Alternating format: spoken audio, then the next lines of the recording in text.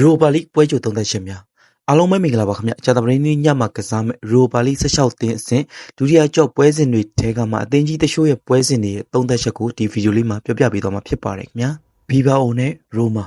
ဘီဘာအိုကခြေစွမ်းမိုင်းအနှဲငယ်အကြဘက်ကိုရောက်နေတယ်ဆိုပေမဲ့အင်ကွင်းမှာတော့ပုံစံကောင်းပြတတ်ပါတယ်နီးစနစ်ပိုင်းကောင်းမှုပြီးတောင်ပန်ကနေဘောလုံးဆွတ်ထွက်ပုံတွေကောင်းတာမို့ဖြတ်တင်မော်တွေကတစင်အခွင့်အရေးတွေရတတ်တယ်ရိုမာကလက်ရှိဖောင်အရာအတက်ဘက်ကိုရောက်နေခဲ့တယ်လို့ရာနီရေးရဲ့နီးစနစ်ပိုင်းတွေကလည်းကစားသမားတွေအတွက်တိတ်မကတ်ခဲဘူးလို့မြင်ပါတယ်ကစားကွက်အရန်မကောင်းပေမဲ့လိုချင်တဲ့ရလဒ်ကိုတော့ပုံဖော်နေနိုင်တာပါတေရလက်ထွက်ပေါ်နိုင်ပြီးရိုမာပဲနောက်တစ်ဆင့်တက်ပါလိမ့်မယ်ဗျခမရလက်ဖြစ်ဘီဘာအို1ရိုမာ1ဖြစ်ပါတယ်ခင်ဗျာဖရန်ဘတ်နဲ့အေဂျက်မှာအဓိကဂိုးသမားမပါနိုင်တာကခန်းစစ်ပိုင်းကိုဥဆောင်နိုင်စွမ်းရောကျသွားပါတယ်ဟန်ဒါဆန်လည်းပွဲပက်ခံထားရလို့ပါမှာမဟုတ်ပါဘူးကွင်းလည်နဲ့ခန်းစစ်ကနေဘောလုံးစတယ်ပြီးကစားတတ်တာမို့ဒီအချက်တွေကကစားဝက်တိစောက်မှုအပိုင်းကိုအားလျော့သွားစေပါလိမ့်မယ်ဖရန်ဘတ်ကပထမအကျော့ရလက်ကိုထင်းကစားမယ်လို့မထင်ပါဘူးထင်းကစားလာခဲ့ရင်လည်းအန်နီရများလုံးတယ်တိုးအားရှုံးအားကောင်းပြီးအိမ်ကွင်းဖြစ်လို့ပိုပြီးထိရောက်မယ်လို့လည်းထင်ပါတယ်ဖရန်ဘတ်ပဲနိုင်ပွဲထက်ရသွားမှာပါ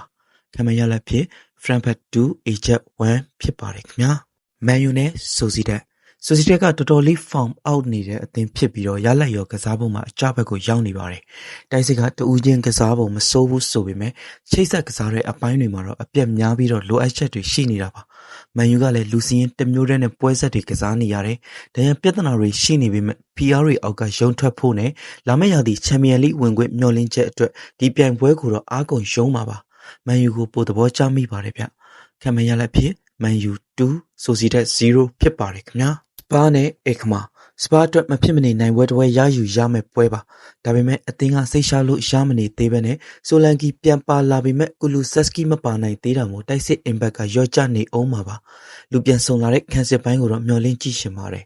အခမာကပထမအကြော့ကနိုင်ပွဲကိုထိန်းကစားလိမ့်မယ်တမန်တိုက်စစ်တွေကိုအားပြုလာမှာဖြစ်ပြီးကွင်းလေကဘောလုံးကောင်းကောင်းဖြတ်နိုင်တာကြောင့်အလုပ်လည်းဖြစ်တတ်ပါတယ်စပါနိုင်ပွဲရနိုင်ပေမဲ့တကူထက်ပိုပြတ်ဖို့တော့ခက်ပါလိမ့်မယ်ဗျခံမရလက်ဖြစ်စပါ3အခမာ2ဖြစ်ပါတယ်ခင်ဗျာဗီဒီယိုလေးကိုအဆုံးထိကြည့်ပြီးရတဲ့ကျေးဇူးတင်ပါတယ်ခင်ဗျာဒီနေ့ပွဲစဉ်တွေနဲ့ပတ်သက်ပြီးတော့လူချင်းမင်းတို့ရဲ့အမြင်ကိုလည်း comment box မှာဆွေးနွေးပေးသွားကြပါအောင်ခင်ဗျာအားလုံးကိုကျေးဇူးတင်ပါတယ်ခင်ဗျာ